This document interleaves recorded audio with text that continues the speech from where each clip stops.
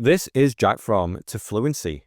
Now, today's English episode, English lesson, is all about houses. Houses. Now, before you think maybe this is a little bit of a boring topic, or maybe you're not really interested in this topic, give it a go, which means try this episode because it's really fun.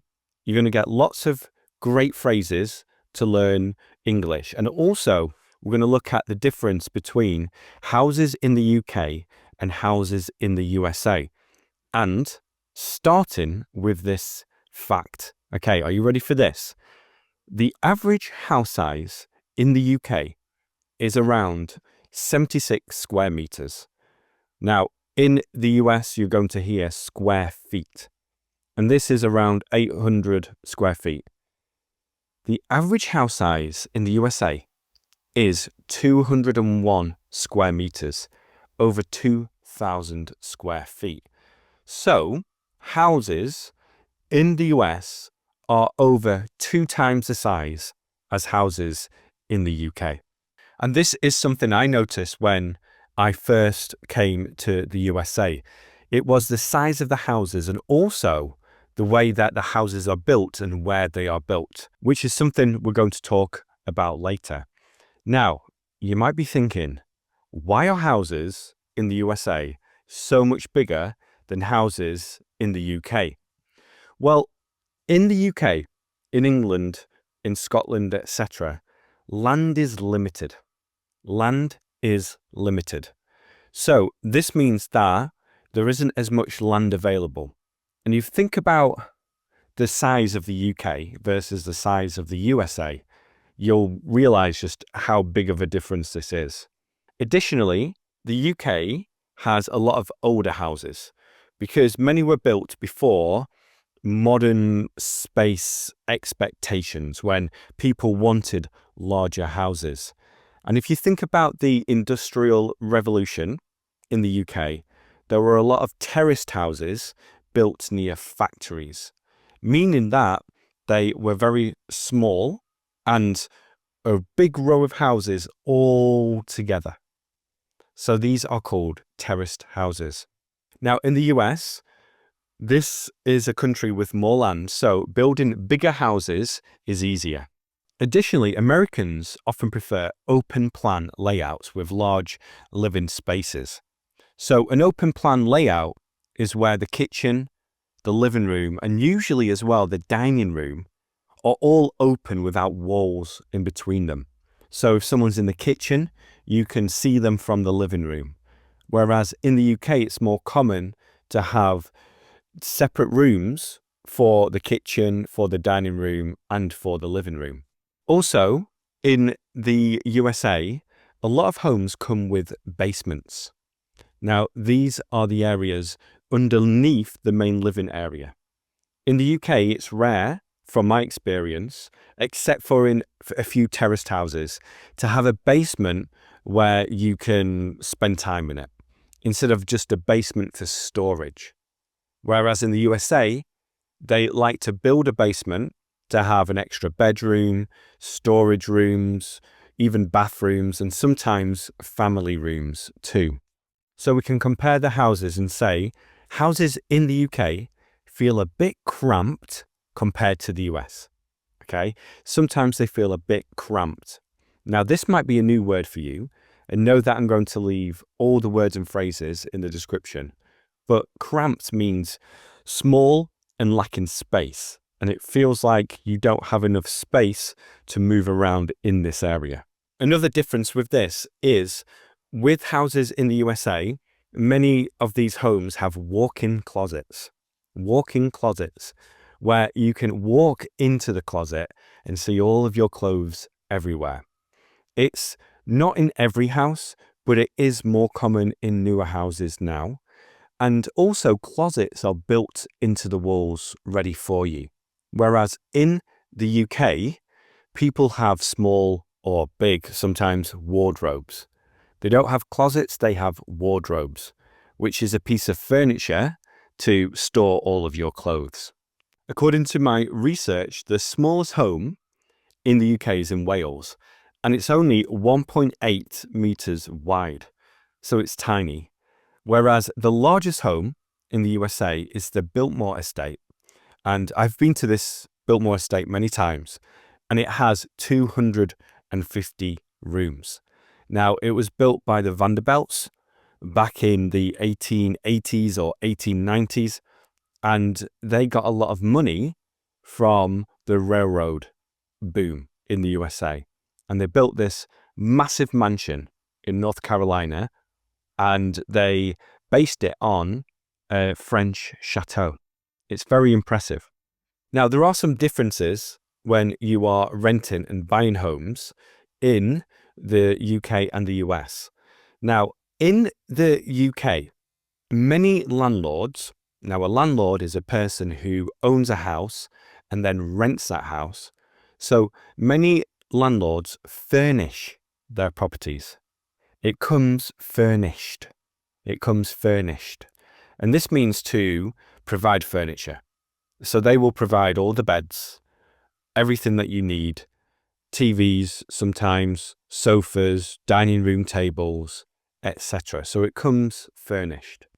Whereas in the USA, apartments and homes are usually unfurnished. So the tenants need to buy furniture. You need to buy everything you need for that house. And when you move house, you need to take all of your things with you. So you can rent a truck and do it yourself, or a lot of people prefer to hire movers, And the movers are people who come to your house, they take out all the furniture for you, they put it into the truck, and then they take it to the new house and put it in the right place for you. Now, this can be expensive, but many people think it is worth it because moving house can be terrible sometimes. Now, here are some phrases that you can use when it comes to renting a home.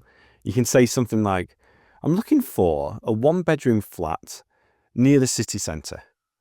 Or in the US, I'm searching for an apartment with a balcony in New York City. Now, here's a question for you. Do you prefer renting a place that is furnished or unfurnished? So would you prefer to rent a place that has furniture ready for you, or would you prefer to take your own furniture? Let's now talk about home design and functionality. This is a fun section because it's going to talk about the key differences between the design of UK and US homes.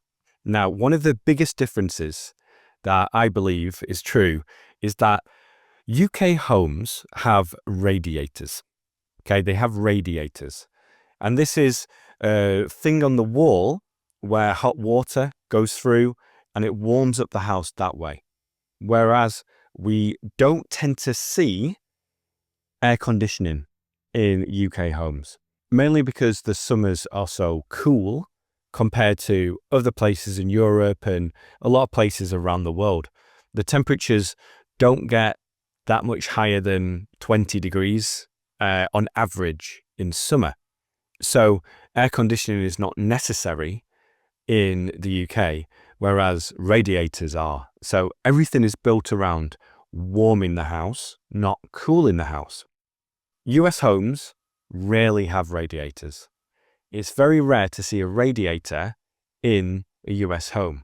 Instead, what you're going to see more often than not is air. So it's called forced air. And this is where there is a heater and also an air conditioning unit, and it blows warm air and it also blows out cold air. So from the thermostat on the wall, you can say what you want the mode to be.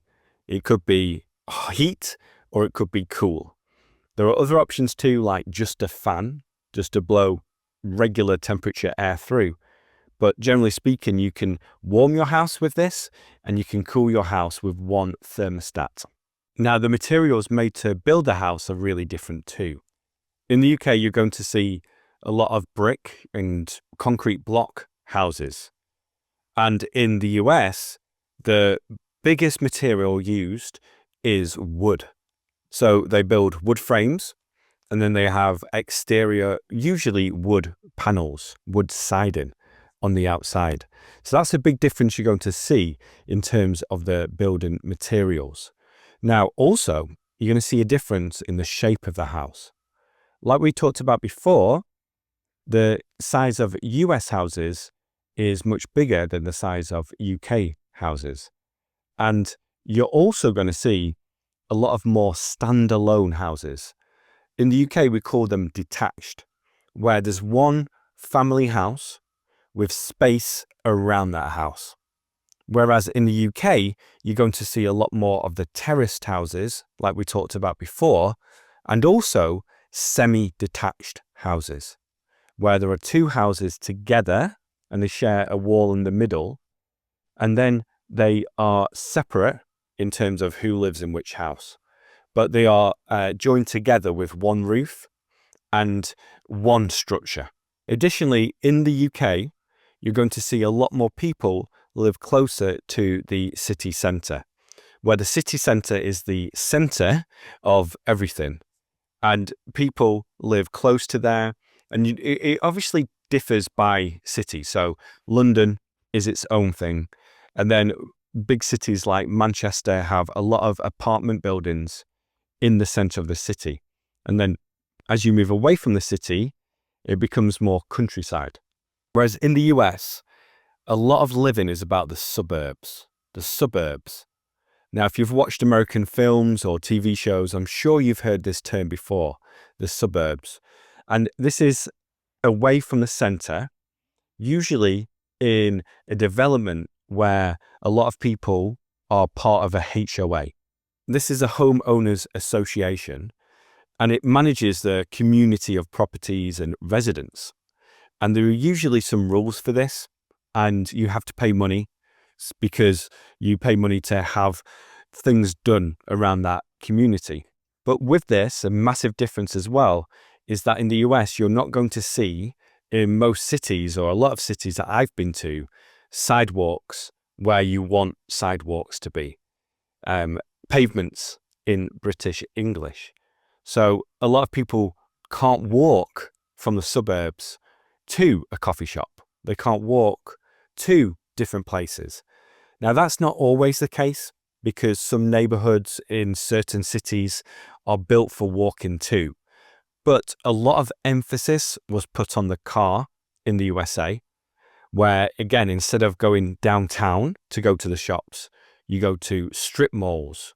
There are bars that you can only drive to, restaurants that you can only drive to. You can't walk to these restaurants, which is very different from a lot of the culture in the UK and especially other parts of Europe. Now, going back inside the houses, the bathrooms are often quite different too, because the US bathrooms are usually a lot bigger than the British bathrooms. And also a lot of older houses only have one bathroom for the whole family, whereas an ensuite room in the US is very common, where the master bedroom has a bathroom attached to it. And that's just for the parents or the person, the adult in the house to use. Another big difference is that in the UK, from when I was growing up, it might have changed a little bit now, but most people didn't have a dryer.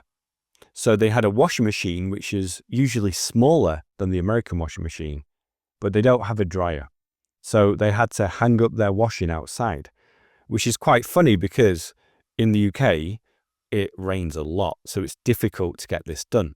You could also put your clothes on the radiators. I remember doing this if I needed my school pants to be dry quickly.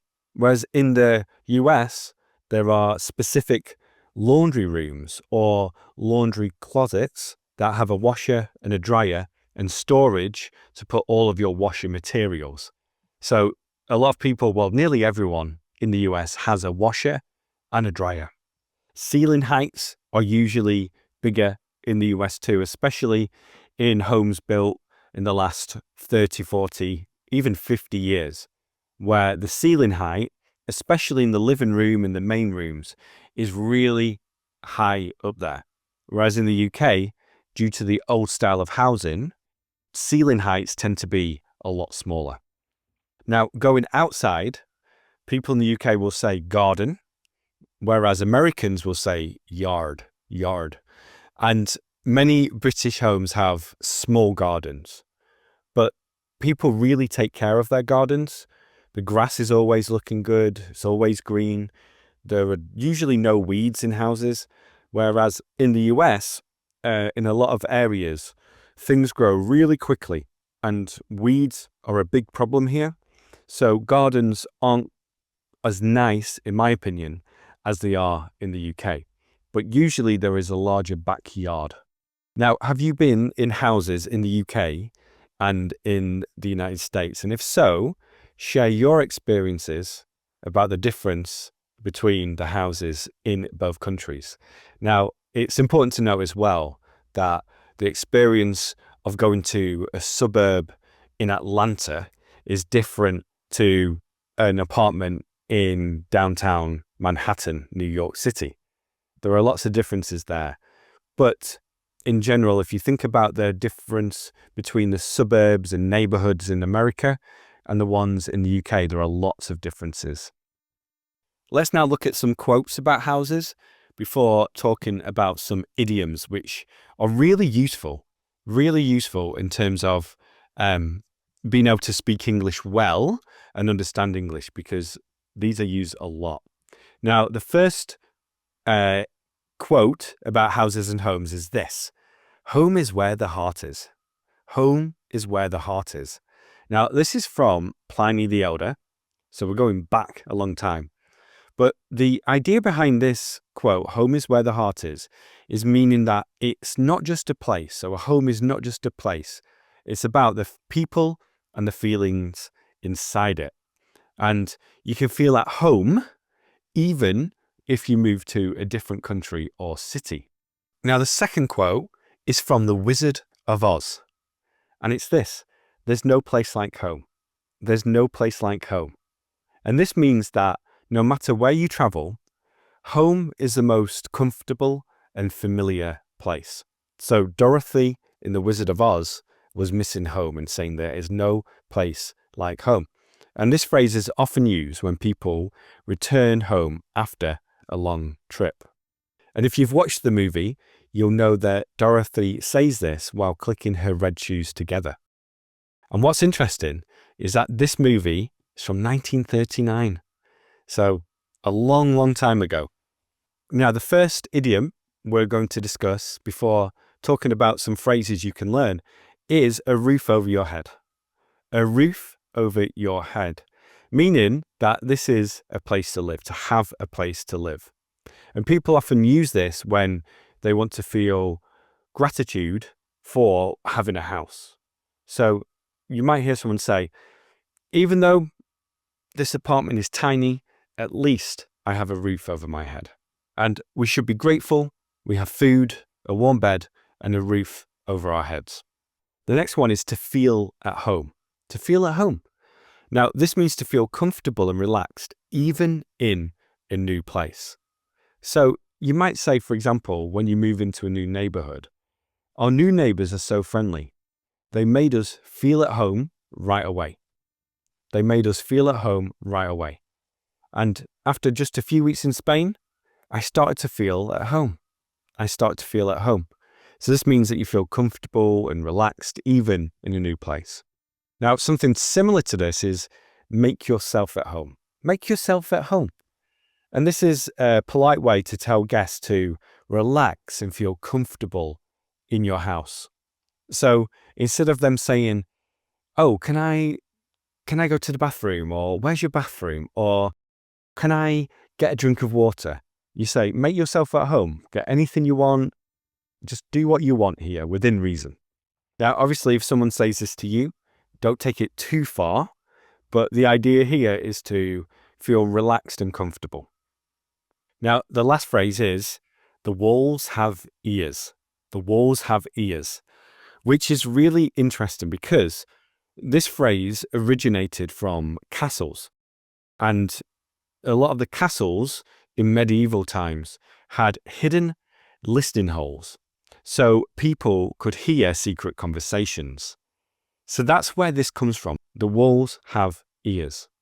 And it basically means when someone says this, be careful what you say because someone might be listening.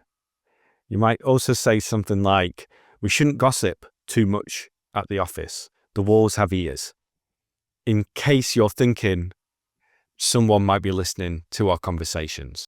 But I love the fact that it comes from the medieval times when people used to listen through holes in castle walls. Now we're going to end on some key housing vocabulary differences between the UK and the USA. Now just stay for this part because we're going to go through it quickly. Now we talked about before apartments. I always say apartment, but in the UK you're going to hear flat. Now in the US you might also hear the word condo. And I'm just going to double check the meaning of this. I think it's when a condo is an apartment that you own.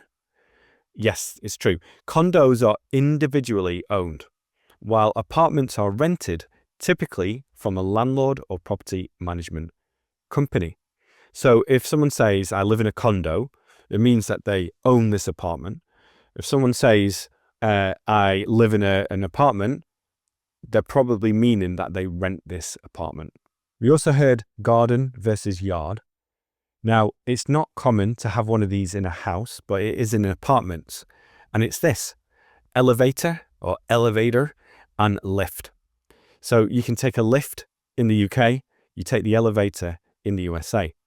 And another difference with this is that the ground floor in the UK is the one on the bottom. And in the US, you're going to hear first floor. This is the first floor. If you're buying a house, you're going to use an estate agent in the UK and a realtor in the USA. If you're going to rent, you'll maybe use a rental agency in the USA, whereas you'll use a letting agency in the UK. And before we talked about a semi-detached house where there is one main building but two houses within this building. In the UK, it's semi-detached. In the USA, it's a duplex. Now, the British pronunciation of this would be duplex, but in the USA, it's duplex. What to do now is to check out the phrases in the description and then also watch or listen to another episode. So if you're on Spotify or Apple, just go to the podcast and find an episode that appeals to you. If you're on YouTube, there will be a video on your screen, or you can go to the description as well.